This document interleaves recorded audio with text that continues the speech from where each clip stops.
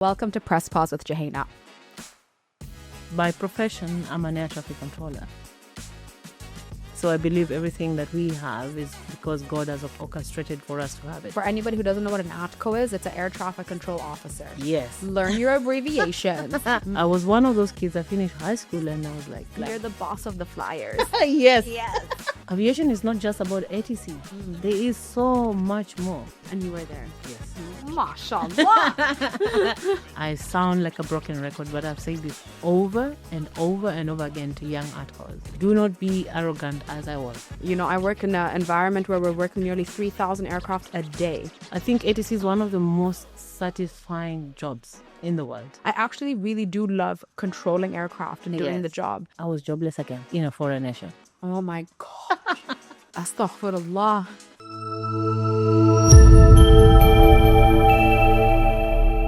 Assalamu alaikum and welcome to Press Pause with Jouhayna. On today's episode, I have somebody who educated me so well. And I've been in aviation for 12 years, and this was the most engaging training course I've ever done. With Juliet. Hi, Joanna. Hi. Yes. I'm very happy to have you here. Yes, I'm happy to be here. You know, when I did the class with you for CISM, which is Critical Incident Stress Management, it was the most engaging course I've ever done. And we had other women in the group as well. And it was so nice. It was all women and one gentleman. One gentleman, Yes. Poor guy. But that's how we always feel being women in aviation. You know, there's so it's usually we're the ones who are outnumbered. But yeah, I think all of us agreed, and everybody else had 20 plus years of experience compared to me, that you were the most engaging course we've ever done in our entire careers. Oh, that's really good to hear. Yeah, no, truly. Yeah. Like even till now, Eva, she's the lady who came with me from work. She's like, oh, Juliet is excellent. I'm like, I know, right? Thank you. It's humbling to hear this type of feedback. Yeah, and it's really true. You know, I the feedback form, I put smiley faces and stars and like all the emojis, and it's the same in real life. And you know, after we finished the course, I'm like, I feel like it's important for people to hear what you have to say because you are such a fountain of knowledge, and that's still an understatement. So, yes. So can you tell us a little bit about what you do and your journey in aviation? Yeah, so what I do is, by profession, I'm an air traffic controller. But that's not what I do now. My journey in ATC or in aviation as a whole has morphed over the years.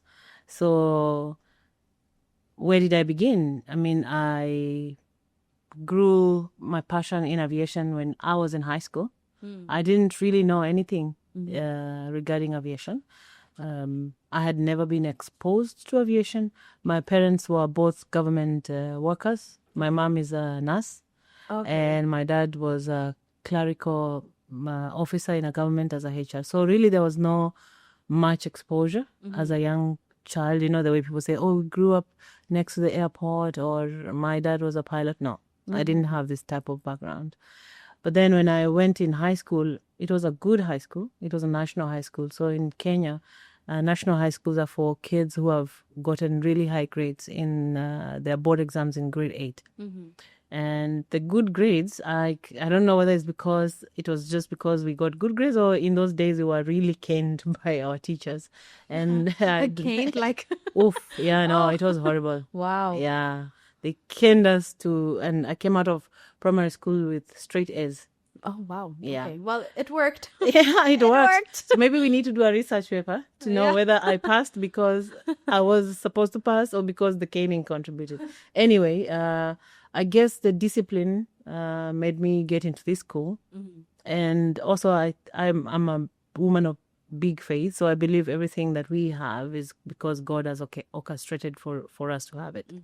So in this high school, as any other high school, there was drama club and music club and science club and all the type of clubs that are there in high school. And then a group of girls and I sat and thought like, oh, you know what? I don't like drama club. I don't like music. But science is too boring. Science club and debate club was for the fancy girls, you know. So like, okay, so let's try something different. And our principal in high school, she supported creativity. So we sat down and like, okay, so what do we do? And I don't know, somebody in the group, I can't remember who, thank God that she thought about this. She said, let's start an aviation club. And we were like, what's that? And so in those days, of course, there was not a lot of internet access in high school, and we were reading newspapers in the library, and we're like, okay, let's start aviation school. And so we went to the teachers and they're like, what's that? Like, how will you do it? Who will speak to you? We don't know any aviation people, because with the clubs, there was a teacher in charge of the clubs. Yeah. And so we didn't find any teacher that knew nothing about aviation, And then they said, you know what? You girls do it, and we will support, and where you get stuck, we'll reach out to, I think there was a neighboring school, apparently, a boys' school that was also a national school for boys' school, and they taught aviation in high school. Oh. Yes. So it's there for the boys. Yes, they taught, and I think this is the only school in Kenya that teaches actually aviation. They have flying classes in high school. That's amazing. Yes. I love that. Indeed. And so the teacher said, okay, so this school was like neighboring, and it's what we call a boys' school that was affiliated with us as a girls' school. So if you guys get stuck, we will ask them. And so we started writing. In those days, we used to write letters. Okay, you wanted something from home, you would write your mom a letter, put a stamp, and and mail it. So this was a boarding school. Yes, all schools. Let me not say all schools, but in those days, all good schools in Kenya are boarding schools. Okay, all right. Yes, that's how the system is. And day schools are for if you didn't pass. So there is day schools in the neighborhood, and for private people, there is private schools, so fancy people who drop their kids home in the morning, and they pick them in the evening in their cars, or they use school buses. So for us, we're like, wow, very fancy, But all the schools were boarding schools. So everyone, when you reach grade 8 at the age of 13, you have a national board exam, and then you get filtered into the schools where you are called based on your grades. Okay. And yes. Around what year was this? So I did my grade 8 in 1994. Okay, all right. Long time back. Yeah, so we sit there and you start writing letters. So as I said, those days you had to get part of your shopping in boarding school, you had to get stamped. Okay, and so we use the stamps, you send it through the mail. Maybe it will take 2 weeks to get to the person who's supposed to receive it on the other side. And we got responses. So one of our guests was an ARTCO. Okay. Nice. We had a pilot, and I think there was a cabin crew visiting. And then one of the ARTCOs, his name was Mr. Seda, I remember in those days. And for anybody who doesn't know what an ATCO is, it's an air traffic control officer. Yes. Learn your abbreviations. Learn your abbreviation, guys. So ATCO is air traffic controller. And so we just wrote a letter to Jomo Kenyatta Airport. We just random, like shooting in the dark. And this guy responds. Apparently, he was an ATC in Jomo Kenyatta at that time. And so he came to school and he extended an invitation for us. And we were so excited, That's amazing. Yes, because that meant going into the school bus and leaving school. Yeah, of course. Field trips are the best. Yeah, so we visited the airport and it was so like amazing for us. We were young, we were 14. Most of us had never been to an airport before, so we'd never seen aircraft before. And so that's how my passion for aviation began. And so my parents, of course, they know what clubs you're in because they have to pay for it. Each club had a small subscription fee that you would pay once a term. So when they send you off to school, when they give you your pocket money, they have to give you money for all these things that you're doing in school. So my dad knew that I was in an aviation club. Okay. So I finished high school and I wasn't really sure what I wanted to do, to be honest. I wasn't one of those kids like my firstborn. She knew from the time she was in grade 7, for example, that she wants to not only be a doctor, she wants to be a gynecologist. Oh, yes. I remember. Why are you so specific? She says, that's what I want. And she has her own results. I was one of those kids. I finished high school and I was like, I wasn't sure what I wanted to do because I had so many interests. I thought I wanted to do medicine, then I wanted to do aviation. Then in aviation, I was like pilot or ATC. Then I was like, okay, maybe I want to do accounts, because we had a varied subject choice. So I had chosen accounts in school, so maybe I want to be an accountant. And in that time, while trying to figure out what I wanted to do, my dad, he used to buy the daily newspaper every day without fail, up to today. Yeah, my mom is the same, actually. Yes. It has to be paper. Yes, Yeah. the paper one. Yeah. And you couldn't fold even a page. So I finished high school in 1998, November, and my grades came out. They weren't as great as the ones for grade 8, because I was not kenning, but they were good grades, and I had many options to choose. And so in March 1999, I'm just about to turn 18, because I finished high school when I was 17. My dad comes and he's excited, and I said, wow, okay, what's up? Because he knows that we are trying to think what's next for me, because I was always a very hardworking girl, so he didn't want me to waste time at home. So at that time, they put me in some little... in those days, we didn't know computers. So when you finished high school, your parents, as you decide, they will take you to a college next door, and you do computer packages. I don't know whether you've ever heard of this in Africa. We didn't used to have computers in those days. Okay. So they take you to, a neighboring college, and we were doing something called computer packages. So what is computer packages? MS Word, email. Okay.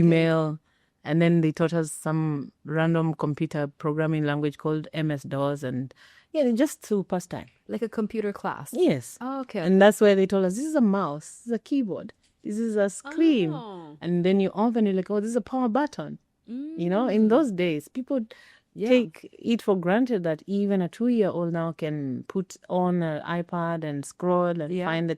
No, it wasn't like that in our days. Yeah.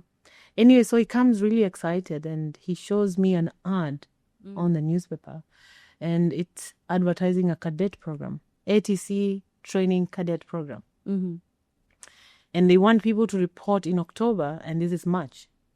And then he said, I remember when you're in high school, I paid for aviation clerk. When I read this, it reads as if it's an aviation thing. Okay. Yeah.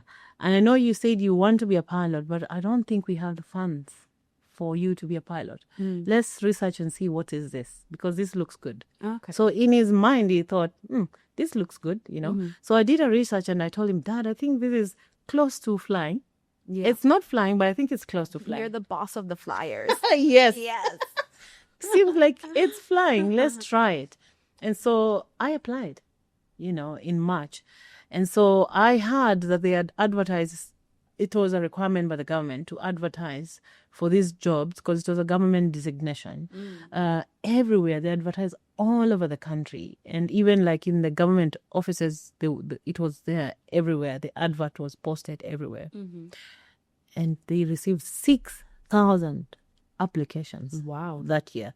So I asked my dad, because he worked in the HR department in a government office. I said, do you know about this? He said he went and did a research, and he told me they only need 15. 15 years? 15 candidates. Oh, they only need 15 candidates? Yes. And it's 6,000 that apply? 6,000 applications, because they had advertised the whole country. It's a requirement to advertise across the country to give everyone an opportunity. Wow. Wow, that's a lot. Yeah, the whole country. It has been a national newspaper. And then in the government administrative offices, all down to the grassroots, they have to put it on the notice boards. Yeah. Wow. So that everyone has an opportunity to apply. It's like... That's great. Yeah, it's like police or military recruitment in Kenya. Same. So they shortlisted like 600 of us from the 6,000 applications. So my dad was privy to this information because he worked in a HR department. And so we were invited for the aptitude. 6,000 applicants. 600 attended the aptitude. Wow. And they divided us into groups of 100. So every day for 6 days, 100 kids reported to the East African School of Aviation for the aptitude. And the aptitude test was all day long. Wow. 5 different tests. And they were administered by the Air Force. So it was kind of a scary experience for us. Intimidating. It is, because they're in full military gear. And one of the subjects they wanted to test was navigation. I've never heard of navigation. So what they did, they conducted like a 2-hour lecture and then they tested us. Wow. Okay. Yes. So the rest was like general thinking skills, maths, and English, and I can't remember what else, but I know it was 5 tests. It was not easy. And the type of aptitude testing they do is the negative marking. So there's no guesswork. So they give you like 100 questions and you have about 20 minutes to finish, because they want to see how many correct questions you can get as quick as possible, because as an ATC, you need to make quick and correct decisions. Yeah, exactly. Yes. And then when those 20 minutes, say when they say the 15 minutes count, you do not guess, because when you guess, they will say, for example, you manage in 20 minutes to answer 40 questions. If you get 10 wrong, and they say you get, say, 25 correct, they will remove those 10 from the 25. Yeah. So your overall mark is 15, for example. So when they say pens down, it's pens down. Yeah. I remember that. Yeah. Yes. You went through the same? Yeah. So after that, apparently 198 of us passed, and they just drew the line. Top 15. That's it. Oh. Yes. And you were there? Yes. Mashallah. 4 girls. Yeah. And 11 boys. Okay. Yes. That's a decent number to have with female candidates. Yes. Yeah. So I hear that why the girls are fewer is because one of the prerequisites in our days, I don't know now if things have changed, was you need to have done the sciences and the maths and geography as a prerequisite. So a lot of girls in those days chose artistic subjects and humanities. And so there was fewer females who were shortlisted for the aptitude. That's why. Okay. Yeah. And so, yeah, we reported fresh and wide-eyed, 19, I was 18. Okay. And we reported in October, and that marked a 3-year journey. In Kenya, the school itself is a big school, established many years back, and they have all types of aviation training, AME, communication, AIS, and ATCO is one of them. And it's a boarding school also. Oh, okay, all right. Yes. So you all stay there as well? Yes. Oh. So they have like almost 200 rooms. And so, yeah, all 15 of us were assigned different rooms. There's a boys' wing and a girls' wing, and there was other students. And the school itself has international candidates. So it's kind of a very exciting environment for us because in Africa, there is 4 big ICAO approved schools. We have the one in South Africa, then Nairobi, then we have Cairo, and we have in Lagos. But I've also had these other schools that have also been established since then. And so, yeah, there's lots of international people coming to the ATC school, some of them even in their 50s, 40s, coming to add the ratings and other aviation related courses, because they also do IATA courses and other ICAO smaller courses, leadership courses. So it was exciting, because you're like 18, wide-eyed, and then you go to class, and on the corridors you're meeting people with big suits and carrying briefcases, and it's exciting environment for us, like what is this world that we've entered? Exactly. Yeah. And so ATC training is not 3 years long, you know that. So, yeah. So they put us in for the induction course, which was 10 weeks. Then they pushed us into the airports for what the general world calls internship. Oh, okay. It's nice you were hands-on so early. Yes. So we went out for about 6 months, and we were all spread into the different airports. And so that was a big challenge, because we were all 15 and young, and we were used to being together, eating together, being in class together. And then when they sent us for the internship, they just threw us around. And there's about 8 manned airports in the country at the time. Yeah. And so now you're like, oh my God, I hope you go with me. Which airport did they send you? Which airport did they send you, And this is growing up fast. Yeah. Because you're 18, and like for me, I was sent to Mombasa, which is like 8 hours drive from Nairobi. And it was a challenge being away from family. I had a relative there who I stayed with. And yes, but then thankfully there was 2 or 3 more kids who were sent with me. So, But then when you got there, you find other people. And the ATC community is a small community. Yeah. At the time we had like only about 120. So you start to make friends within the industry and other departments also, metrology. And so when we arrived in Mombasa, they didn't just put us in the ATC rooms. They trained us to be ATCAs, assistants, and then they also put us in comms and metrology. And so we are now seeing, aviation is not just about ATC. There is so much more. Yeah. There's so much more. And then they will do the same rodeo. So you'll go for the course and back. Anyway, after 3 years, we all validated at the age of 21 who are employed and permanent and pensionable employees of the government of Kenya. Wow, mashallah. Yes, so I've been in aviation, I would say, since I was 18. Yes, I agree. I do the same. I'm like, since I was 19, because the training is the toughest part. Yeah. And since then, it's been 26 years. Wow. Yes. That's awesome. An amazing journey, a lot of growth. And I still think there's still room for growth. Yeah. Okay. And then after you finished in Kenya, then how many years did you work there? So when I validated, I worked in different airports. I worked in 3 different airports, and that was 7 years. And then during the 2010 World Cup, in preparation for that, South Africa needed to increase capacity for air traffic controllers. And so they advertised on whatever platforms. I think I saw mine from flightsjobs.com. There's different platforms where people advertise. And actually, let me retract that. A friend of mine saw it. Then he told me about it. Oh, okay. All right. Yes. So the South African recruiter, you can't just swoop into a country and just swoop 10 controllers from one country, because controllers are hard to train. Yeah, of course. For diplomatic reasons, you can't do that as a country. And so what they did, they just sent her across the world, and she just interviewed different people from across the world. And so when she was flying into Nairobi, she was not coming to interview me, by the way. This is how God orchestrates our lives. Yeah. She was coming to interview my friend. And then I'm on an off duty on that day. And then my friend, my child is very young. So as a young mom, I was just at home chilling with my child, and my husband was at work. And my friend comes and running, and he said, you need to fix your CV. And those days were like, what's a CV? Yeah. Yeah, because you've been working this whole time. Yeah, I came from high school straight into ATC school, and ATC school straight, ATC cadet program. For you to get in, you are already an employee. Yeah, exactly. So our interview was aptitude. Yeah. So there was no formal HR interviews, cover letters, CVs, no.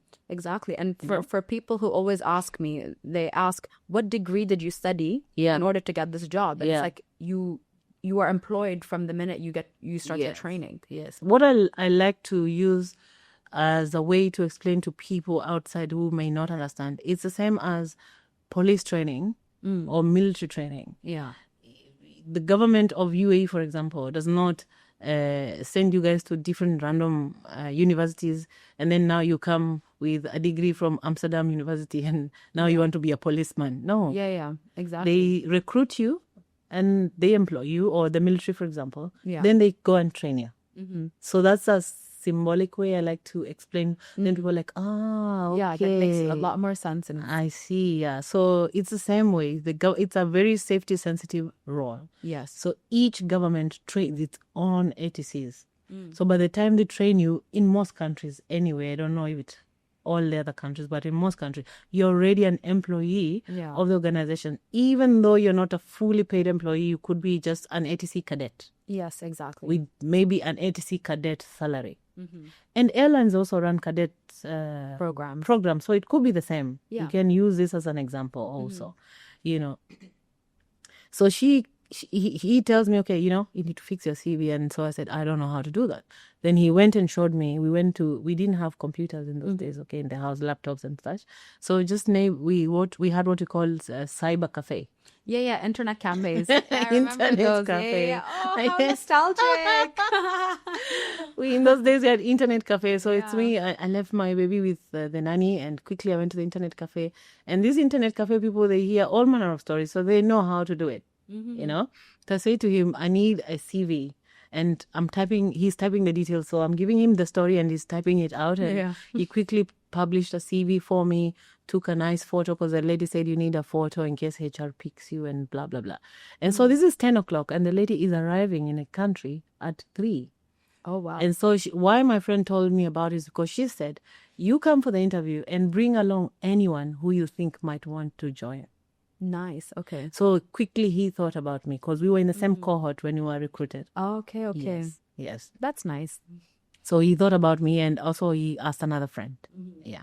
So we all went, the 3 of us, and she interviewed us. She took her paperwork with whoever else she had interviewed across the world. And this was in March. And then by April, we had an invitation for an interview. And in July, we went. My child was just still breastfeeding. She was young, less than a year old. I flew down to Johannesburg at their cost. It's a very good organization. And we passed the interviews. And that's it. By November, I was already in South Africa working. Oh, wow. Yes, because the World Cup was in 2010, so they had to prepare early. Yeah. So this is 2009. So 7 years later, I now left my country and I reported it was November 2nd when I reported to the airport that I went to. And so I worked there until 2014.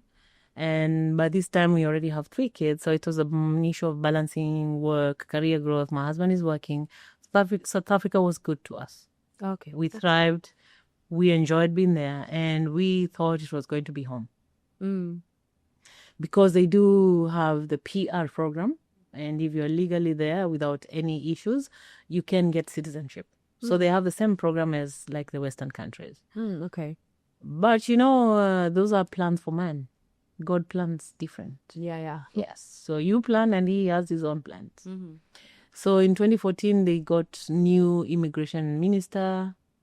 He had new immigration laws and it became very difficult for expats to renew their visas in South Africa. Even though you were staff that's needed there. Wow. Okay. Yes.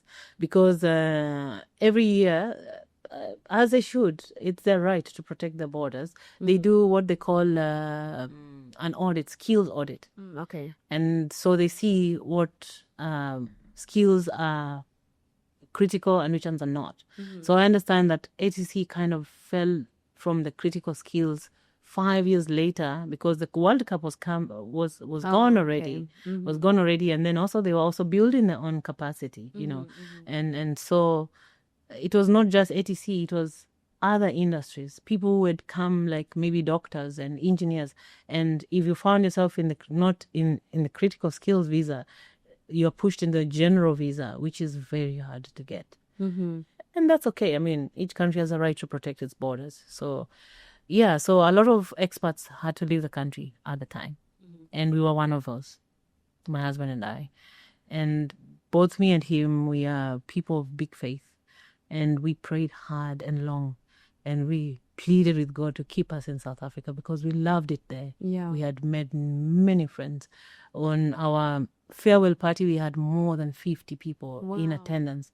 And it was tears upon tears upon tears. But that's not what God wanted for us. So we left the country with 3 kids and arrived wide-eyed in the UAE. We had never thought, I had never imagined in my mind that I would work in this region of the world. How did you end up here? So I would say, I said I worked until 2014, December. But earlier on that year, some random recruiter, when I was still happy in South Africa, no, I was never thinking of leaving. So earlier on in 2014, a random recruiter guy sends me an email and says, I saw your profile on some website. I don't know what website because I had never really applied in the Middle East, And when I think about my life, I see that God has a hand in everything. You remember the story I told you about my friend coming and randomly telling me, let's go fix a CV and, like I never even applied for that job. And so this guy says, I saw your profile. I was like, no, I'm not looking for a job. He said, anyhow, your profile fits a profile of a client. They're looking for ATC instructors. And I was like, okay, thank you. I'm not looking for work, but I will send you my documents anyhow. Oh, okay. So I sent my documents, and a year later now, in 2015 February, because my job, I couldn't renew my visa, so my job stopped in 2014 December. A painful time of my life, painful story, because there was no notice. I just came up the tower after 2 weeks leave, and I was told, the new policy is that if your visa is not renewed, because before what we did, we would put in the paperwork, and their immigration is a bit slow, so sometimes it takes months to get your visa done. So to avoid, there was a clause in our contract that says if your visa is not valid, your contract is null and void. Oh. Yes, but they had never activated that clause before. So then there was also a new HR, new immigration law. So new things come with different rules and whatever. So this new HR said, no, if someone's visa is not valid, that clause is active. Yeah. So I come up the tower, and the OIC was my friend, and she was the one working the shift. And she already has instructions that I can no longer work. But she couldn't tell me before because she's my friend. And she's crying, and she's saying, Juliet, unfortunately, I cannot let you to take over. And I'm like, why? Did I do something while I was on leave? Did things change? And she says, this is the issue. So I'm giving you 2 hours to pack your stuff. After all this, After 5 years. they couldn't have called you or emailed you? I just have never really quite understood what happened there, Okay. And it wasn't just me. There was about 24 experts in the organization, and we had to leave. Okay. Yeah. And everyone's story looked a bit different, but that's how mine looked. I came up the tower, ready to take over. And as I'm going through, reading through the NOTAMs and reading through the paperwork for the last 2 weeks, she said, you're not going to be able to take over. Oh my gosh. And then, so she's crying because she's my friend. And so she says, I'm not even allowed to let you be here, but I will let you collect your things. Because, when you're in the tower, your jacket is there, your files are there on the work laptop, maybe, because we didn't have personal laptops. Maybe you have a folder where you've kept your documents and whatever. So she says, you need to just clean up the desktop of any of your personal documents and anything. And that was it. Wow. December 14th, a very dark time. I cannot imagine. Yes. And that was the end of my ATC. That's it. Wow.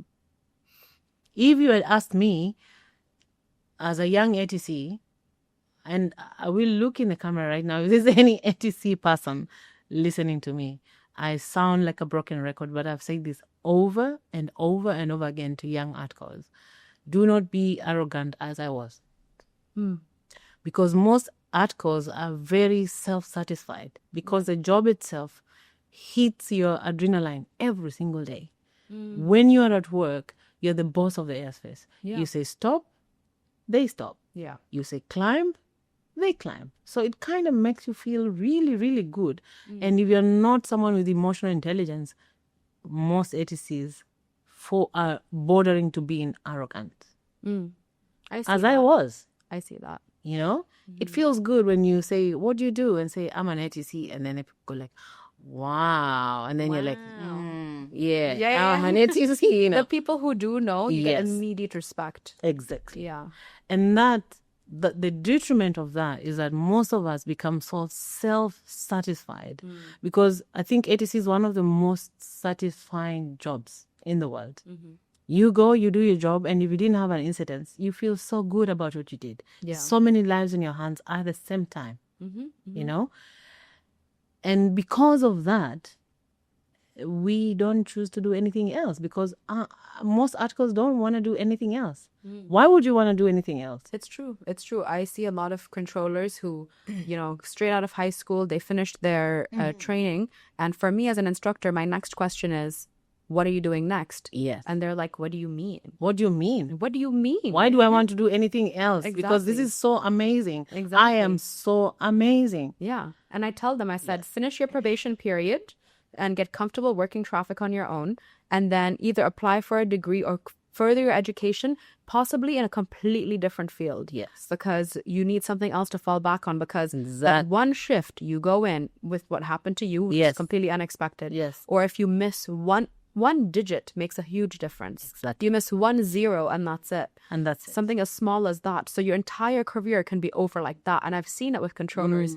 You know, I work in an environment where we're working nearly 3,000 aircraft a day. Wow. A day. Like, that's a lot. Yes, it's busy. Yeah. Like, I'm already going gray, by the way. Like, and I'm already 30. Can you imagine? Yeah, I'm already going gray, and I can feel it. I can feel it in my body how stressful it is, because I've been doing this since I was 19. So I've seen controllers who work, and one day they're here and the next day they're just, you know, suddenly working in the office job and just there. Yeah. And you just don't talk about it. Yeah. And your career can leave you like that. So what are you doing in to one protect moment, yourself? Yeah. Like a sports person. Exactly. Today you're kicking the ball or running. Yeah. And you get a small injury and that's it. Exactly. You know? And so, like you said, a lot of factors are there. Like you can lose your ability to control either by like a competence problem, or for those who don't know, we go through medical checks every year if you're above 40. Yeah. Or you're below 40 every 2 years. And in one moment, that can fall away, you know? Yeah. And so a sweet lesson that I learned in that time is that do not be so self-satisfied with yourself. You are amazing, yeah, but you're not everything. Yeah. Yeah. And There's everybody needs that reminder, actually. Yeah. Yeah. There's life outside of ATC. There's life outside clear land and clear takeoff, climb and descent. Yeah. You know? And so when I was supposed to leave UAE, so a year later, I told you, now I'm jobless. I told you I went up the tower on December 14th. I will never forget. So February 2015, we in a foreign nation, my husband and I, he is also experiencing the effects of the visa. So we are both struggling. I am jobless. He had set up a small business and it was thriving. And all of a sudden now we have to depend on that one income. We were used to a certain lifestyle, you know. And so we were struggling, you know, in a foreign nation with 3 kids. And we also can't renew their visa. So they are also getting a bit of a problem in school. And I get this call in February. So he also started applying because we're like, okay, we can't stay here. They don't want us to stay here as foreign nationals. So you had come here from Africa to the UN, and by here I mean the United Arab Emirates, and your husband decided to set up a business. Did you come here? No, so I'm talking about still in South Africa. Oh, okay. How we left South Africa. Oh, so okay. I've lost my job in 2014 December. He is also trying to set up. He had just set up a business, and he also used to be involved in government tenders where they would train people for life skills training and things like that. Okay. But now all of a sudden we have one income. You know how that looks with current economic status, and so his business is struggling to provide for us because now all of a sudden he's a sole breadwinner, which is okay. I mean, but we were used to a certain life, so we had to quickly downgrade. That was difficult for our kids because also they're experiencing visa renewal issues. If parents don't have visa, the kids can't have visa. Okay. So during the parade, sometimes the principal will call and pull out my child from the line and say, go and tell your parents to bring your visa. Wow, that is so traumatizing. It is. That's and she would come and she would say, Mama, why am I the only one who gets a brown envelope every Monday? Oh, no. Yeah. Anyway, so in February, I get this call. My husband is at work. He's doing what he's doing. And this call says, my name is so-and-so. I'm calling you from a certain school in the UAE. It was a flying school. We're trying to set up an ATC school. And a year ago, a recruiter shared documents. Oh, and this was the recruiter where when you I said, said I wasn't interested. interested. Oh my God, subhanallah. Imagine. Wow, okay. When I said, I'm not interested really, but here are my documents. We've had your documents for the last 12 years. We're still recruiting. Are you still interested? I said, yes. Yes. Yes. When can I come, you know? And so they interviewed me over, I think in those days it was Skype. Yeah, Skype, yeah. There was no Zoom and Google Meet. And I passed the interview and July, I left. Okay. I left my husband because he was working. So this was around 8 months after this happened. Yes. And it was all in South Africa. And then you said, and so okay. What we were doing in those 8 months to feed our kids is a story for another podcast. Yeah. Okay.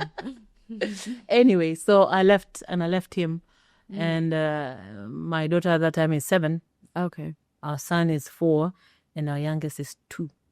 Oh, my heart. And so I left him with the kids. Okay. And as I said, let me go see this Middle East. Yeah. you know. But the South African one, we went all of us together. And so I came as a junior ATC instructor, having never been in a classroom to teach. Okay. I had been an OJT, for those who don't know, on-job training instructor. Yeah. For many years. And that's very different to be very different because it's one-on-one on live operations. And they decided to give me an opportunity to be an ATC classroom instructor in an ATC school when I had never really taught actively in an ATC school. I had taught, procedures in a small classroom, but not in a proper ATC school. Yeah.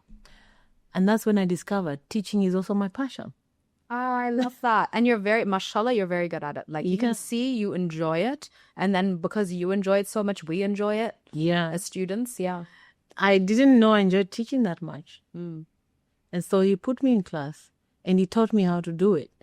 And it just flowed, and the students enjoyed. And at that time, I found them midway a course. They were midway 052. And so that's how my journey began as an ATC instructor. But I was really sad because I couldn't control it. I actually really do love controlling aircraft and doing the job. Yes. And it is once in a while, it's wonderful. But by your 6th shift in a row, I'm like, get me out of here. I need to leave. Get me out of here.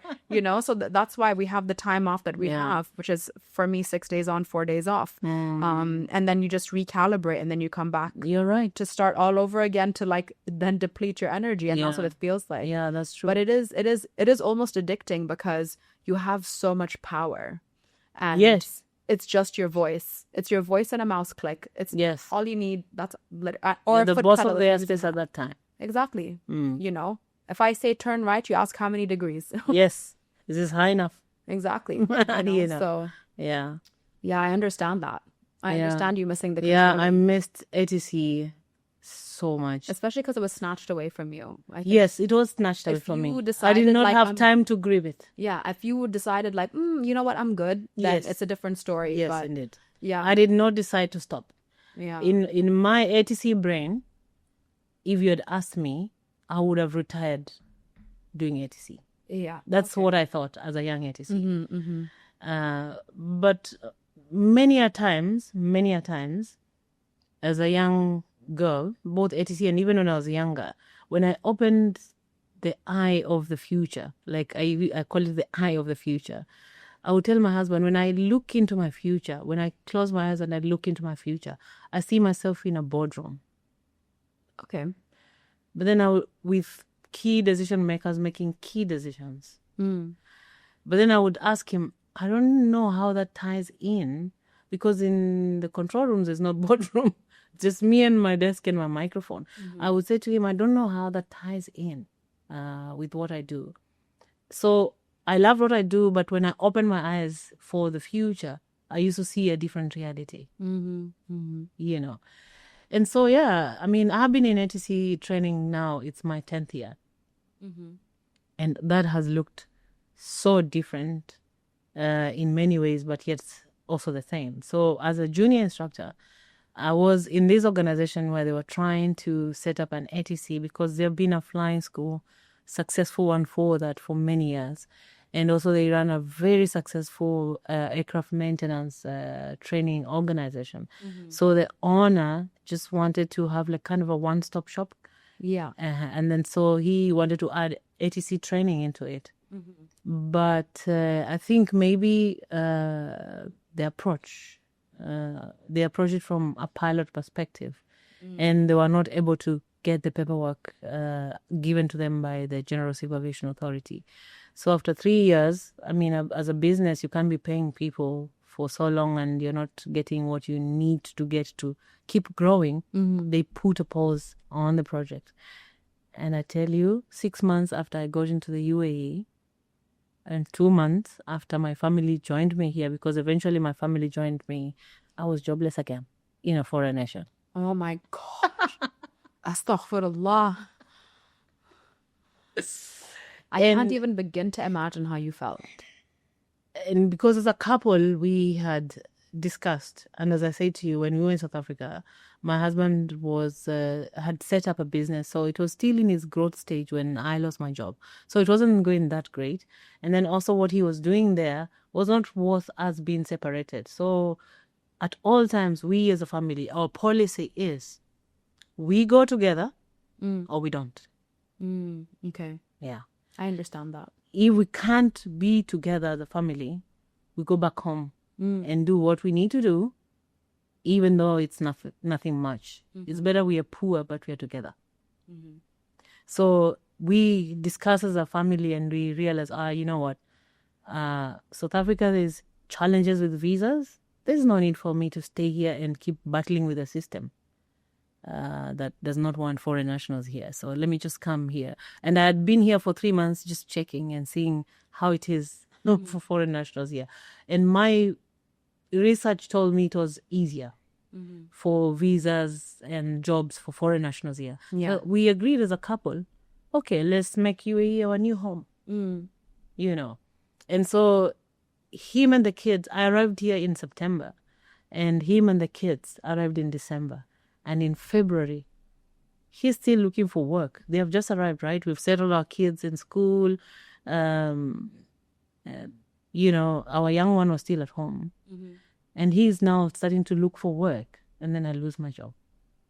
6 months after I got here and 2 months after he got here, and my child has just reported school, I find myself jobless. And so the owner of the school let everybody go. And then I said to him, why did you let me come? If you knew that this was going to end this way. And he said, sometimes financial decisions you can't really predict, but this is where we are now. So I said, so what's my fate? He said, have you gotten a letter of sacking? I said, no. He said, stay put. And this person that I don't even know, I have never met, he's the owner of the school. He is a member of the royal family in Fujairah. Very kind-hearted man. He helped me get a job in Fujairah airport. Okay. Yeah. And so they were gracious enough to take me in, but everybody else on the project went home. I was the last in. I was the least experienced in the project, but they all went home. I mean, I asked my boss, my immediate boss, what prompted the decision not to let me go. He said, everything that you were given to do, you did it with excellence. Wow. Mashallah. So, and we know that your family just got here and they're young. So we're going to, yes, you are jobless. Fact number one. Okay. But we're going to try and keep you here and see if you can get something. Can you imagine? People that you don't know. Yeah. They're just your new employers. And I found a job in Fujairah. And so when I go to Fujairah, this is now 6 months later. So in August, I started my job there. I started reflecting. They took me in as an article and then changed their mind midway. And they said, okay, we just want you to do training. I'm like, oh my God, again. Anyway. But sometimes when I reflect back, I see this was God just setting, orchestrating very painful moments of my life. Yeah. I want to go this way, but he wants me to go this way. And it's really painful working this way.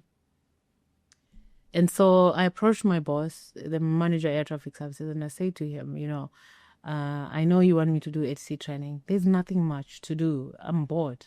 I'm a very active-minded person. Yeah. I have a proposal for you. And I said, okay. And he's Emirati. Very, very nice guy. And I said to him, I was part of the ATC school setup team. And because I was junior, I had all the luxury to sit and see what they were doing right and what they were doing wrong. Yeah. You know, it's like a football game. You, when you're playing, it's so intense. Sometimes you miss the ball. But us on the bleachers, we can tell you all the tricks of how you could have won that game. Yeah. True. You know. And then he looks at me. I'm young at that time. I'm just maybe in my early 30s. And he says to me, Juliet, why do you think that this school that belongs to big people in Fujairah, with the big team they had for 3 years, could not get this approval? What makes you think we can get it? I said, because I watched everything they were doing and I know what they did right, that I have with me, and I saw what they did wrong. And what they did wrong, I'm going to fix it.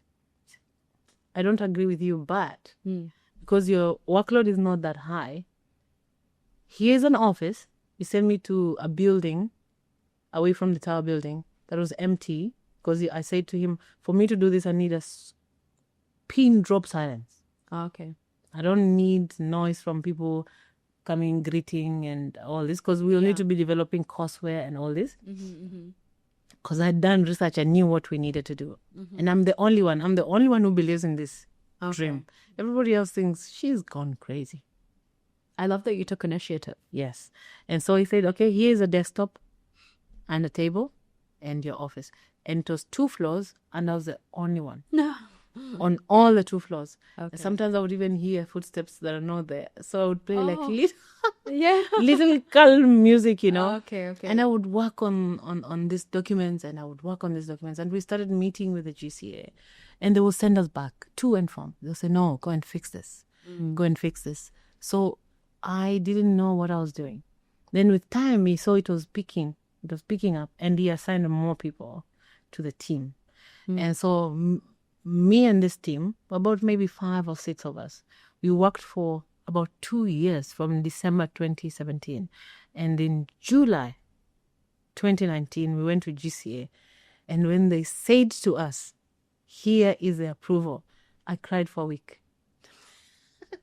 I could not stop. Wow. Because we had worked our fingers off the keyboard. And I remember on the day that we went, the previous day, we came to work at about 7:30 in the morning. And we just felt we weren't ready, because the GCA inspector was very tough. Very tough. He kept sending us back and forth because the standards in the UAE are very high. And we didn't really have previous experience in ATC training. But I knew, you know, when you know the finished goal, but you don't necessarily know how to get there. You learn as you go. And so that's what happened with the 6 of us. And we came, say, on a day like today, we started working, no more working hours, 7:30 to 4:30. And so at 4:30, my boss says, you guys are not going home. And we're like, everybody's just quiet on their desk. No, I'm not finished. Are you finished? No. Are you finished? No. And we just kept working. And before we knew, it was night. And then he went home. Later on, he calls me, because I was leading the team. He says, where are you guys? I said, we're still in the office. He says, go home. What are you guys doing in the office? I said, we're still not finished. This was panic. Because we were going to GCA the following day, and we didn't want anything to make us not get this approval. We have worked for 2 years. And I think the 6 of us loved this thing so much, but the rest of us think we are nuts. You know. And so we're like that dream team that sits in that corner that is working on this project that nobody really knows what we do. But we know it, and we love it so much, and we know we're going to do it. And so, I kid you not, we did not go home. Our boss came and chased us, and we chased him away. He said, you are the one who's stressing us. You go home. And we sat all night long, and he brought food for us and said, you guys are crazy. I said, go home. He said, no, you go home. 6 a.m, overnight. We worked overnight. We weren't not going home because we couldn't go home. We just were scared to go home and mess it up. So I went home at 6. We went and showered. So I was the head of training and the head of quality. And then we drove to Dubai. And we sat there, and the audit was like all morning. But we had been through many audits before, so this was easy. And the rest of the team, they didn't go home. Can you imagine? They just slept on the desks and they sat by the phone. Oh, waiting. oh my God. What year was this? 2019. Okay. And my boss said, you guys are crazy. You're not going home. Why? You know. And so at 11, I liken it to when, they are choosing the pop. And you see the gray smoke and the white smoke, say, we have the pop, like that. And so we called the team in Fujairah and said, guess what? We have the approval. And for 1 week, I couldn't stop crying. I was so grateful, because the work that we had done was so much. And so my boss was like, okay, now we have the approval. Yalla. next thing, like, just let us enjoy this moment. Yeah, exactly. Let us enjoy this. I said, yeah, it's a nice, shiny thing that we have, but we have to get the students in. And so that's how we saw ourselves grow. The school is still there. I'm not there anymore, but every day when I see them advertising, it hits my the feel good moment hormones, that one, endorphins. Yes, those ones. And so because of the work I did there, my current employer took me in to do the very same thing that I had done in Fujairah, and this one did not take me 2 years. Okay, so you've set up one school and now you're setting up you set up a second So school. in 2022 April, I get a call from where I work now currently, and they said, we would like you to come, and we would like the same thing you did there for you to do here. Oh, wow. So you've set up 2 air traffic control training schools in the United Arab Emirates. Yes. Mashallah. Yes. I have wasta now. Yes, I have wasta. And so in June, I reported in my new working place, and by October, we had the approval. And it's a lot of work. Yeah, I can only imagine. A lot of work. Because part of setting up a training school, you first have to develop the manual itself that governs how you do business. We call it the Training and Procedures Manual. And then you have to decide what course you want to be approved for. You can't be approved for all the courses simultaneously. Yeah. And so whatever course you choose, you have to develop the courseware. So we chose the induction course, and the induction course has like 9 subjects, and each subject has what you call a suite. So you have to develop the handouts. ATC training, there's no like ready curriculum, like the way in a high school or university they say, go and buy the textbook from this bookshop, and then you find all the textbooks. No. Yeah. In ATC training, you develop the courseware yourself from scratch, and you have to refer to all the ICAO documents. ICAO is International Civil Aviation Organization. You have to do a lot of research.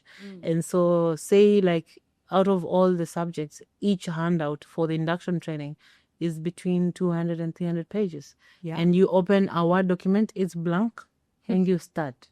And you develop, it's 300 pages. Then from this one, you have to extract PowerPoints.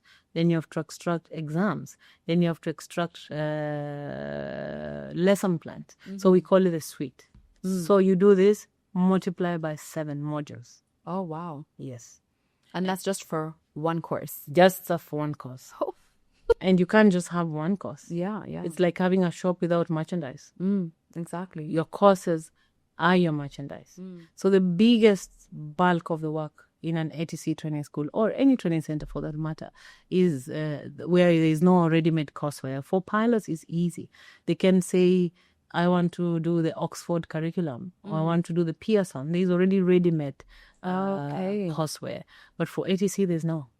How come there isn't a ready-made courseware for air I've traffic? never really understood. Maybe I should make. Yeah, maybe you should. What do you think? With ICAO, I remember the 051, 052 courses. I can't remember what they're called. Yeah. But I remember that felt very set. So for you to hear that you have to set up every single little thing, Yes. That's interesting. Yeah. There's a market right there. Yes. We found Maybe the I should niche. start publishing textbooks. Yeah, exactly. I'll do the audio, you do the writing. Oh, that's a good one. Yeah. I like it. Yeah. And so, so if you want to run, okay, so we have like 051. This is the ATC induction course. Then after that, you have all the rating courses. You have the aerodrome, or what you call tower course. Then you have approach and area. And in approach, you have both procedural and radar. Area, we have both procedural and radar. Some countries still have procedural, believe it or not.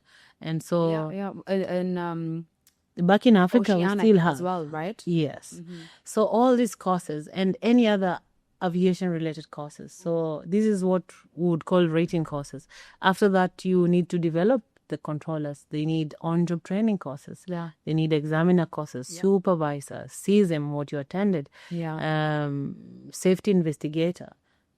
All these courses, they all need developing. Yeah. And it's the same process: handout, PowerPoint, lesson plans, PPTs, and the exam.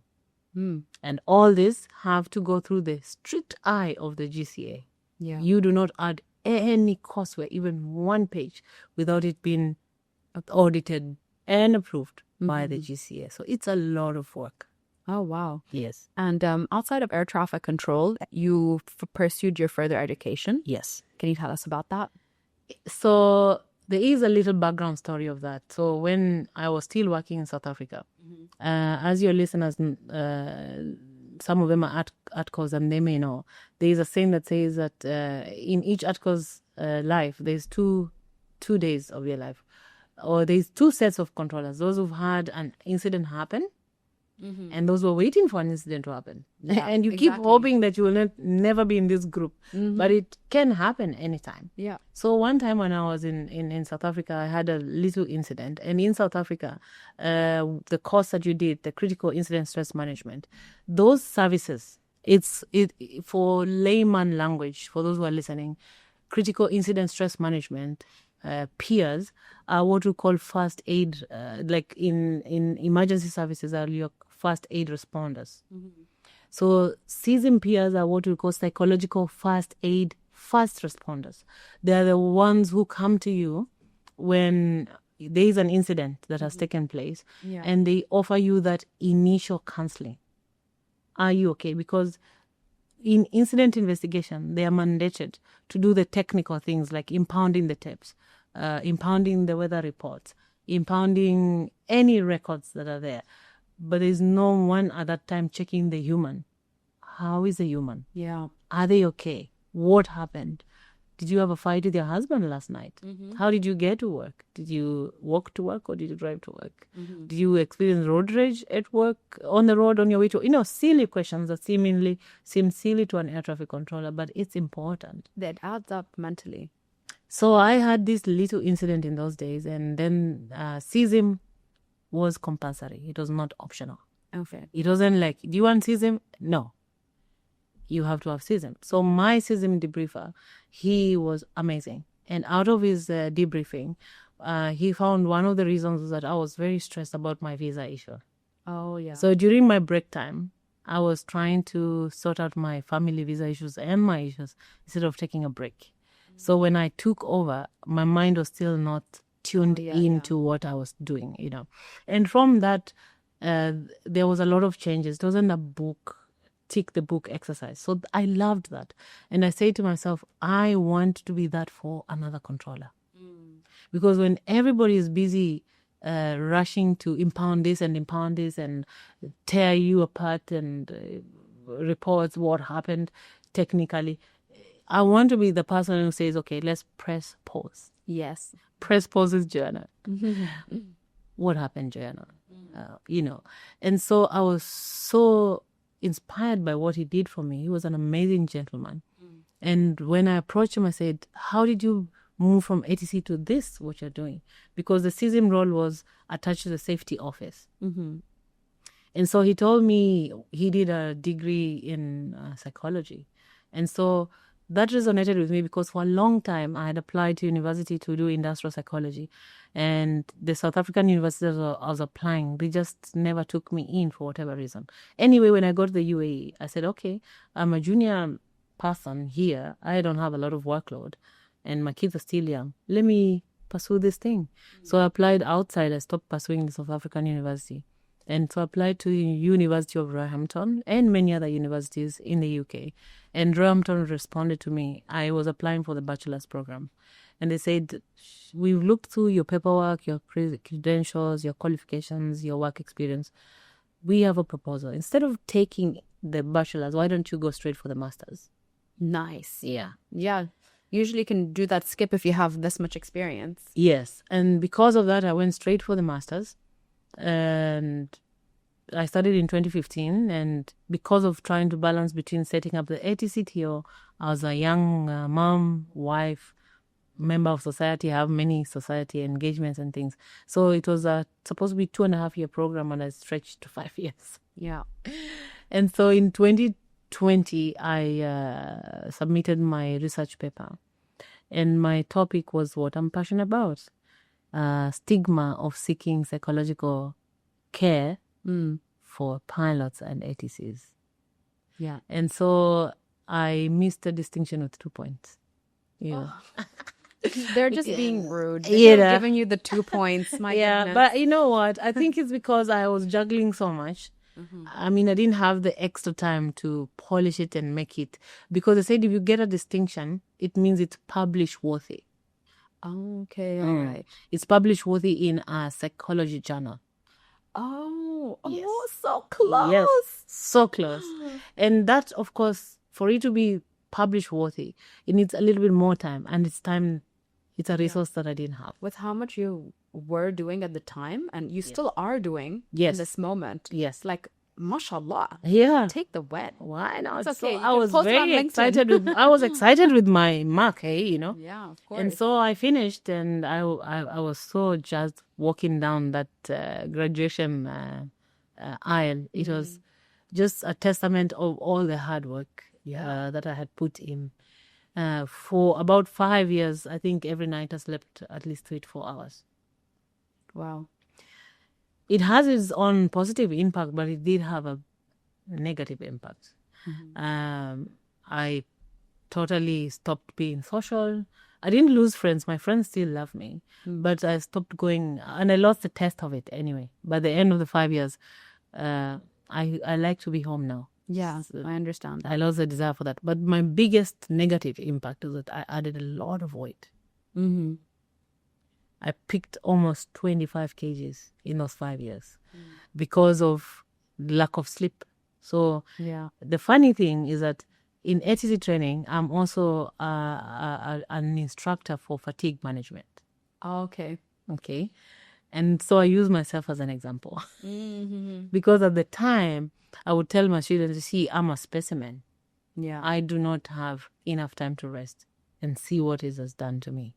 So fatigue was a present thing in my life for the 5 years because I had so much work to do and so little time. The biggest joke I had was that, does anyone have a cloning machine? Yeah. Because I felt like I needed 2 more of me. Exactly. You know, or does the Lord agree to add 24 hours to the 24 hours? So each of the days would be like 48 hours. Yeah. You know, but of course that's not so. But so I kind of almost impacted my health. So I got my degree, but so that tells you, you know, when you succeed, you don't have to only talk about the successes. It's also good to talk about the challenges that you've gone through so that, you know, even the young people can see it's not just an easy thing. So if they get into it and they start experiencing challenges, you shouldn't lose heart. Yeah. It's not all glamour to get there. It's not easy, but it's worth it. And so the reason for me to get the degree was, now I was in training, I want to understand my students more. Also, I want to be, I used to say I want to transition in aviation safety as a person who cares about the humans in the system. And I'm still passionate about that. Yeah. Yeah. And also, I'm the kind of person, I'm a people's lover. I love people. I like to, even as a young person in the olden days, before aviation and everything, I'm entertained by people. I'm entertained by people's stories. Yeah. I want to know what drives Jouhayna. What made her wear a maroon abaya today? and not the pink one? Or not the purple one? Why not the purple one? And why did she wear the 7-inch heels and not the kitten ones? Like, I want to know what goes on behind your decision. And so I remember as a young person, my friends would say, Juliet, you're such an FBI. Why are you always asking all these questions? Because in my desire to know the person behind the person. Yeah. Sometimes you have to ask questions and then it feels like, she's so intrusive, But it's just my desire to know people, because I feel that when you know people, you love them better. Yeah, exactly. Yeah. If you don't know me, you can't really love me, because you don't really know me. You don't know what drives my choices. Exactly. And even now, where I am, I'm the, using a layman's language, I'm a training manager. But where I work, we call it head of training. For me, I love the people that I oversee. And I've witnessed that, and you are a vibe. Thank you. You're a vibe. Thank you. Truly. And because I love the people that I oversee, I recently put myself on the line to be able to discharge my duties better. Okay. So I asked for permission from my boss to do ATC again. Okay. 10 years later, it's not been easy, and it's not an easy task to take on, because it's a risk also on myself. But I wanted to be able to understand their world so that I can train better. Yes, I can deliver better training to them. Of course, yeah. So it's kind of, putting yourself on the line. On the other hand, it's because it's something I love. And it's like riding a bike, right? You've always wanted to go back to it. Yes, so I always wanted to go back to it. It's something I love. I was good at it, but it's many years later, so the skill degrades like any other skill. And so, chances are there that maybe you'll not be as good as you were 10 years back. But I'm willing to take that risk for them. And for myself also, just to get back to it. It's a good thing to do. It's enjoyable. It is. So yeah. It's lots of stories, Yeah. So. I love that you're controlling again. I remember when I was doing the training with you that you were about to start the training or something. Yes. And I remember it was that moment of just before everything. Yes. You were on the precipice of your greatness. Yes. So I finished that. That's amazing. Yes, and now I'm in it. And I enjoy being up there in the tower again. It pumps my blood. Yeah. I understand that. You know it very well, right? Yeah, exactly. It keeps your blood pumping. And it makes me understand their world better. Because as an ATC, you don't forget ATC concepts. But now that I'm in this environment, it's nicer to know what their world looks like. Then I can deliver the service better. Exactly. And specifically... in the country and regionally as well, you can provide that because, I've met a couple air traffic controllers that are in town. They're coming to the UAE to get ATC training, which I was like, I felt a lot of pride. Wow. I'm like, my country is giving training and people are coming here. Yes. Whereas before, I remember when I was in training around 12 years ago, I had to be sent. I had to be sent elsewhere. Yes. So I just felt that moment of pride that I will tell you now, the standards in the UAE, because I'm in the training arena in ATC, the standards for GCA are very high. So that's why you see even in the region, we command a lot of respect. Yeah. In the region. And even outside of the region, our name is starting to go out, that we are now providing good quality training, high standard training. And there's a lot to come. I'm excited. Yeah, there's a lot to come in the ATC training in the UAE. There's a lot of background projects that we are working with the GCA, and it's going to get even better. Yeah, it's going to get even better. That's exciting to witness. Yes. I'm excited. Going back to what you worked on and you submitted for your master's degree. Yeah. Mental health and air traffic controllers and pilots as well. I feel like what I've seen online is that there's more attention to what pilots go through because aviation is so pilot centric. Yes, and like everything is about them. Yes, you're right. Which, ew. Sorry, there's so much more happening behind the scenes. Indeed. And, we are the ones guiding them home. We're the ones protecting the skies of our country if you are working in the country that you are from. Yeah. So what is your take on seeking mental health assistance as an air traffic controller? It is a subject there's a lot of stigma on the subject. And also controllers themselves, I think also it's the same for pilots. There is that feeling that I'm the greatest, so I cannot show any weakness. Yeah, and there's that denial. It's a very macho environment. We are a macho people. Yeah.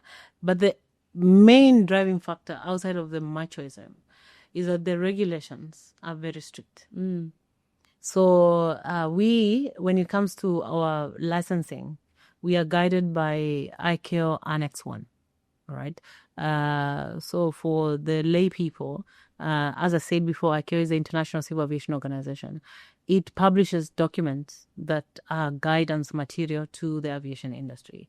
And so Annex 1 is personnel licensing. And each country has to adopt these annexes into their law. Into their law. And as soon as they adopt it, it becomes active in that country as law. So each of the ICAO countries that are signatory to the convention of the 1944 convention, I think at the moment there are about 194, they adopt all these regulations in kind of a similar fashion. And so the equivalent of that law in the UAE, we have it active. And so the medical part of Annex 11 is called CAR Medical. GCA Car Medical. And it's not only GCA, right? So generally in aviation, and if you have... CAR stands for Civil Aviation Regulation. Civil Aviation Regulation. And so each country has a civil aviation regulation that matches their care documents. All right. So the specific one that touches medical health is the personnel licensing. So each country will have its own. Okay. It says therein that if you have any diagnosis of any mental illness, you cannot have an HC license or a pilot's license for that matter. Now, when I did my master's in psychology, one of the things that we learned and we also use in psychology, I'm not a practicing psychologist. It's something that maybe I might pursue in future and become a licensed psychologist, but it's outside of what I'm doing right now because I would need to do clinical hours under a licensed psychologist. But anyway, one of the diagnostic tools that is used to diagnose people for mental health is called the DSM-5. So in that DSM-5, for example, it has like over 300 mental illnesses. From the worst in a spectrum like major depression and suicidal thoughts and bipolar to even simple things like anxiety. And it's very strict on those on what criteria the psychiatrist, not psychologist. A psychologist is not a medical doctor. A psychologist will use therapy techniques and things like that. But if you now are diagnosed with a mental illness, you now start to see a psychiatrist with a medical doctor. Now, if you reach that level, you cannot hold a medical license. An air traffic control method. Yes. Yeah. So several ANSPs and civil aviation organizations, they've come up together and said, okay, that's very strict because the DSM-5 has 300 of this. Some of them are easily manageable. The same way you can get an ATC license if you have, for example, diabetes, as long as you can show that you can take care of it, you are seeing a specialist and they are monitoring it closely. That does not mean you lose your license. Or if you have sleep apnea, for example, that does not warrant you losing a license, but it has to be monitored closely, and so on and so on and so on. But with mental illness, it's direct. You lose your license. So that creates we call it professional stigma. Several NSPs and CAAs that are forward thinking, they have done research and realized some of these things in the DSM, the conditions. It could be maybe a little bit of anxiety, like maybe you're training and you're getting some anxiety and you need some help, Yeah, just to talk to somebody makes a big difference. Yeah, you just need CBT. You don't need take psychoactive substances. Can be managed and still keep this person within the profession. So some of this UK CAA, NAV, Canada, FAA, and all this kind, Australia, UAE, in their cars, they have ways where, of course, you lose your medicals, but then you can still come back if you do 1, 2, 3, 1, 2, 3, 1, 2, 3, 1, 2, 3. You know what I mean? Yes. With a very strict monitoring regime. But in other countries, they apply the ICAO Annex 1 strict to the dot. So this already is a stigma. So even when someone is struggling, they will not say it. Yeah. But this is not safe, by the way. That's the most, in my opinion, that is very, very safety critical. Yes. So this is not safe. So during my research, I realized there's very little research in ATC, mental wellness. Very few peer-reviewed research papers. Yeah. I struggled to find. I think one is there. For pilots, there are also few, but there was more than the ATC ones. Yeah. For the AMEs, I also found. Now, let me tell you a shocker. One of the papers that I read during my research said there was a research that was conducted to see how many people struggle psychologically and take medication and they don't declare. I'm sure that number must have been sky high. Yes. So these researchers, it's a peer-reviewed paper. It's out in the public domain. It said that they went to different crash sites, accident, not incident, and they collected 100 blood samples. The difference between an accident and incident, so people can understand. Yes. An incident is just where there's loss of separation. Like when we control, we say it's 10 miles between aircraft A and aircraft B. If there is 8 miles, that's a loss of separation. Yeah, even if it's 9.9, that's a loss of separation. So that would be an incident. There is no any collision. Yeah. But accident is where there is collision and fatalities. Yeah, just so people understand that. Yes. Yeah. Okay. So these researchers, with permission from whatever CAAs that they were doing this research from, and they collected 100 samples from pilots' blood. And I'm sure if they did for the ATCs, they would also maybe find something. But this one was pilot focused. As you said, it's pilot-centric. Yeah. And they found out of the 100 samples, 65 had psychoactive substances in their blood. Remember, we are forbidden as license holders to have alcohol and drugs use. Psychoactive substance. And when you say psychoactive substance, I mean even as simple as a Fludrex. When you have a flu, it makes you feel drowsy. Yeah. This is a psychoactive substance to as bad as cocaine and all this kind of drugs. Yeah. And when they checked the CAA of the pilots where they were flying, more than half of these 65 people had not declared to the GCA of that country. But people are scared to even seek help to talk to someone, let alone disclose that they're taking any of these substances. Like even for me, I remember when I was learning more about air traffic when I first got in, I have so many allergies. So I have to tell the pharmacist, I tell them I'm a pilot so they get it. Like I'm a pilot, I cannot have drowsy Telfast. Then so they quickly respond. Oh my God. Because if you say ATC, you need a 1 hour explanation of what is ATC. Exactly. I'm like, I have to fly airplanes. And then they're like, oh, okay. So then they can get it quickly. So just in order for me to speed up that process, but it's been like, even if I go to the hospital, even if it's for a cold to find out what's up and get sick leave, I would have to tell them, I'm like, please don't give me anything that would make me drowsy. And that's one of the things I've had to be very conscious of literally since my teen years, because I started at 19. Yeah. So you're right. Yeah. And who is to say maybe in those crash sites that was a factor? Who is to say? Yeah. Nobody can know, So, and we have the case of the Germanwings pilot who had been diagnosed with major depression and it was not declared. And he himself did not declare. And then he went and flew an aircraft into the Swiss Alps. Yeah. And 150 people died. And so when I was doing my master's, I found all these research papers. And one day when I have time, I want to collaborate with people who have the same passion with me for the well-being of controllers and pilots. And I want us to take more time, maybe get funding and do a proper research and publish this paper and more and explore this topic. I feel like it really needs to be seen.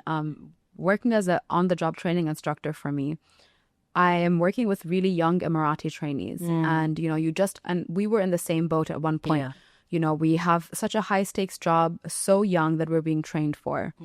And I have a very different approach to most of the instructors. I ask them when I see them, I'm like, did you sleep well? How are you feeling? How's everything at home? Is there anything today that's going to distract you? And by asking them these questions, I tell them to ask them those questions if I'm not around them. Because after they validate, which is aviation lingo for graduate, they need to be able to assess for themselves.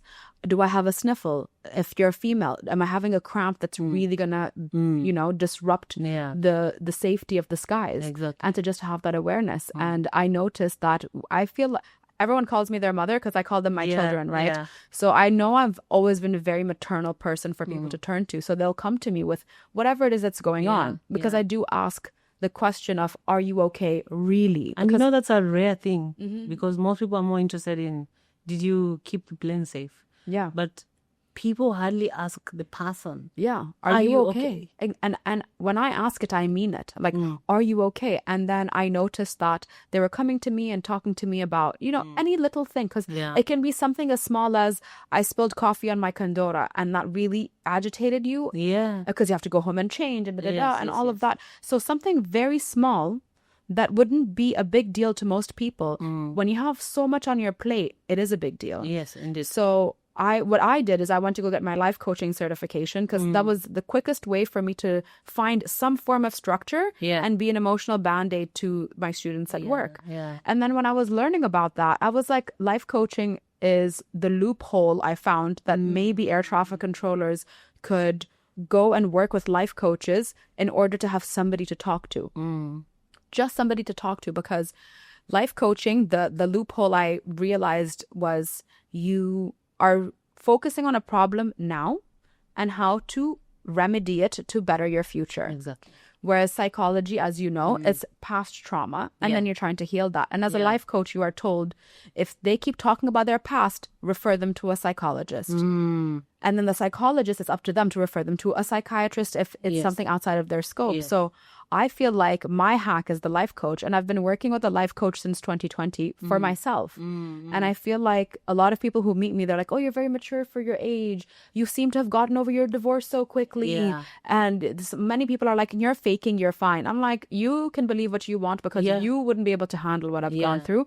But because I have somebody to talk to, I don't like to burden close family and friends with the gravity of what I'm going through. Exactly. So I will let them know, hey, I'm not okay. Yeah. Or I even have a code with my mom. I'm like, Mom, I'm having a blue day. And she knows I need to leave her alone. Or shall we make a meal together? Shall we sit and watch a show together? And just having that clear communication that something is off.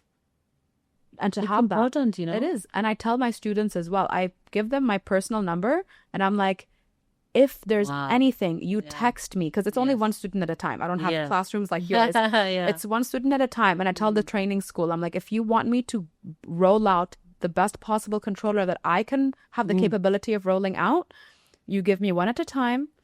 And we take it step by step. So I let them know, I'm like, this is a safe space. And after I got the SISM training with you, now I am literally the certified aviation emotional band-aid for these students. That's so awesome. I'm like, if there's anything, you text me, you call me, Yeah. you let me know. And you have that safe space. So when you go to work, you come back stronger. Yeah.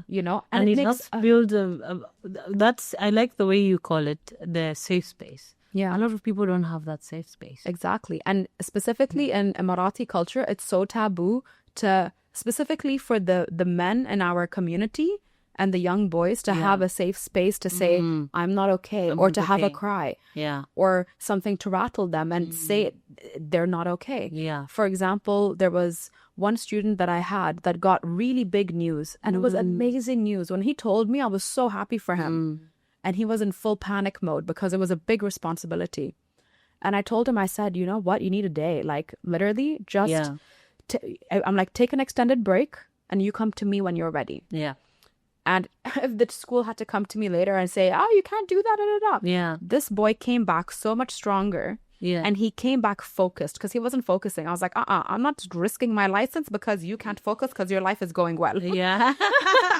Yeah. And that's what we were learning in a SISM course. We said part of the life stressful events are positive. Yeah, exactly. Positive. You could get married, for example. You could get married and then that stress factor deviates your focus at work. Exactly. So that's why I'm like, okay, it's all about feeling your student and working with them and understand you need to have emotional intelligence as an instructor. That's true. So I feel like that's also something that's there. So for the people who feel like they can't speak to anybody and you're in air quotes suffering in silence. Yeah. Talk to a friend. Get a life coach. That's the loophole in my opinion, because as you said, it's psychiatry. If you're diagnosed with a mental disorder, that's a big thing. Then that's the problem. Yeah. But if you're talking to a life coach, you It's can find one on Instagram. Exactly. You know? And it's better to start there. Yeah. Because if you don't, it could deteriorate to something more. Exactly. You know, exactly. so I like that. Yeah. So that's the loophole. And for me, I would, some people even say shameless in talking about how I seek out that help because I don't want to burden the people around me. When I show up to work, I want to know I'm ready to tackle that. Yeah. And it's a very safety sensitive environment. So you need to be fit for work, both mentally and physically. And I think the people who choose not to speak to somebody are the ones that are more volatile. Oh, yeah. You're right. Get the help because it's helping everyone else around you. Yeah, exactly. Exactly. You become less prickly. Yeah, exactly. We're not cactus. We're not supposed to be prickly. We don't want to hug cactus. Yeah, exactly. So it's a topic that I'm very passionate about, and so I will be delivering another season soon. So it will be nice to see the skill passed on to other people. Exactly. Yeah. And to close off this part of the podcast, when they're recruiting for air traffic controllers, there's a certain age limit. So I think for me, it was between 19, that's what the earliest I could join, up to 25 or something like that. Yeah. I also read that your prefrontal cortex is not developed until you're 25. So are they recruiting people younger because your brain hasn't fully developed, so they're trying to, get you to absorb as much knowledge as possible because you're malleable at that age mentally? And why aren't they recruiting people at later ages for such a job? I would say to you that in my years as an ATC and an ATC trainer, I have found that the easiest people to mold are those who came straight from high school and had nothing else poured into them, then got into it. Because they have to unlearn things otherwise. Yes. Oh, okay. So I remember in Kenya there was that big discussion where, because as I said before, ATCs don't like to do anything else after they become ATCs. Yeah. So when they move into management, they sit in boardrooms with head of finance who has PhD and head of legal who has masters or 5 masters in law and whatever. And our ATC managers, they just have ratings. Yeah. Mm-hmm. And so there was that discussion as to why do controllers want such a big salary and they're not educated? Yeah. You see? And so the world does not understand our education. Our education is not academic, but it is big education. We don't call it diploma or bachelor's or master's, but it's a lot of education. That's why even when University of Brampton received my paperwork, they said, no need for you to go for bachelor's, straight into the master's. And this is like UK university.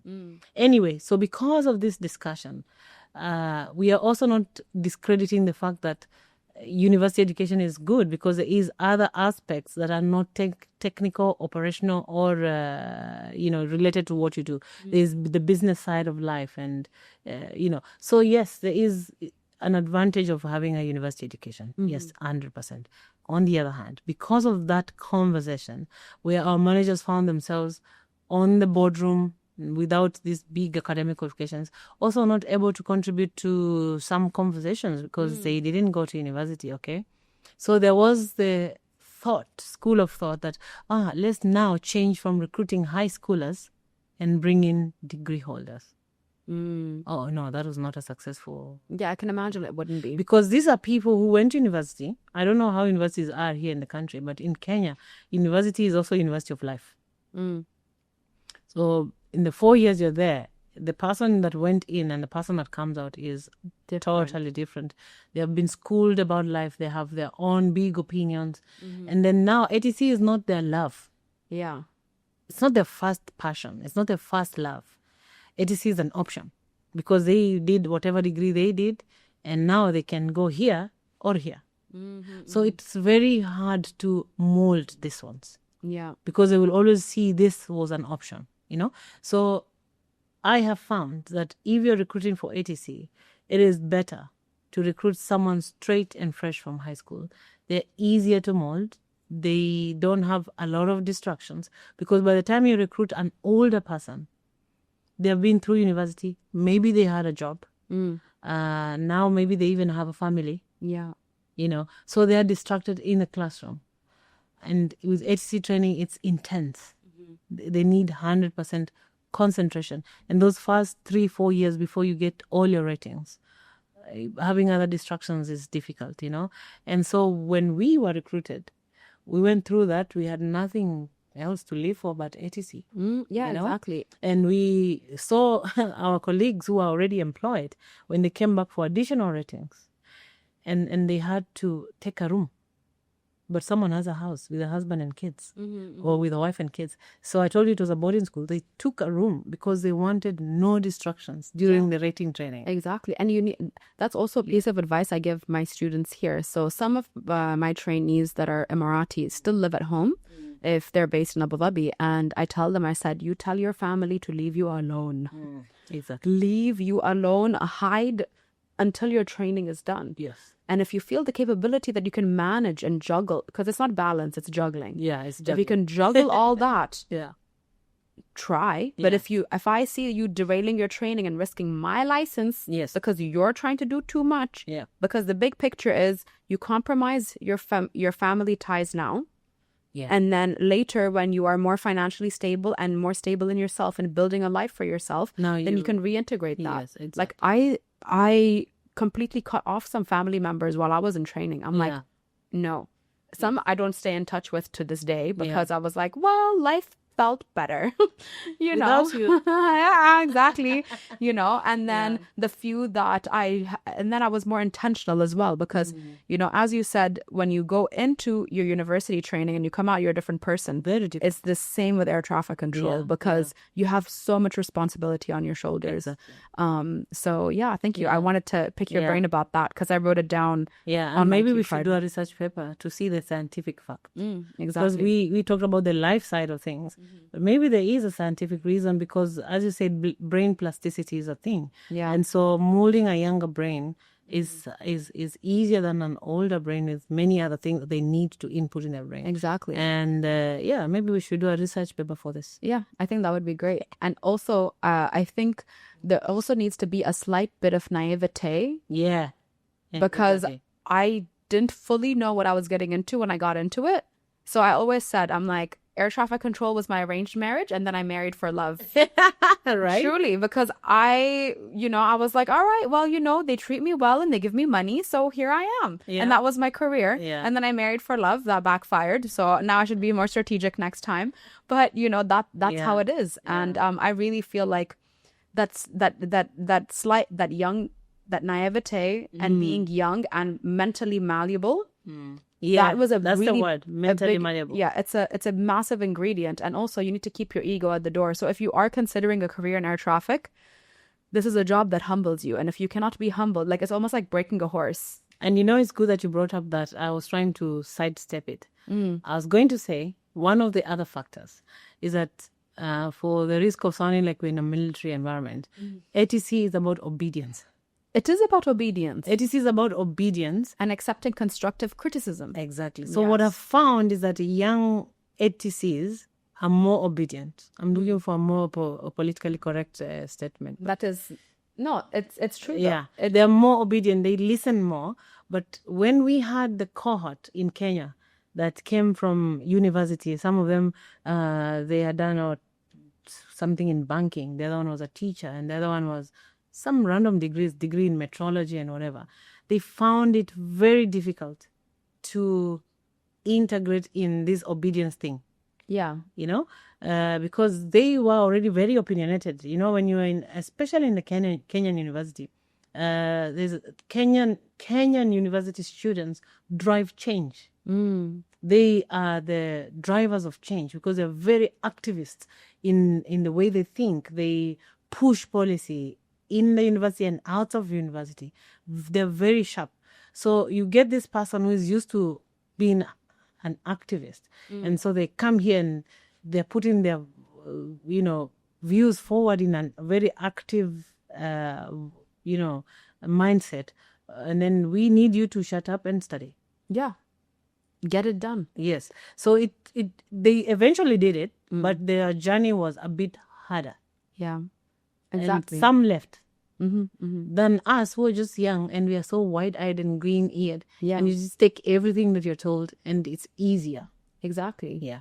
Pre-spoiler alert, because we don't even know what we've shot yet, but Juliet, mashallah, is a mother of 3, a wife. She's had her 20-year anniversary recently as well, Yes. right? Yes. Mashallah. So Yeah, stay I'm tuned telling for you. that. Press Pause family, please remember to like, comment, share, and subscribe. And here's a sneak peek for next week.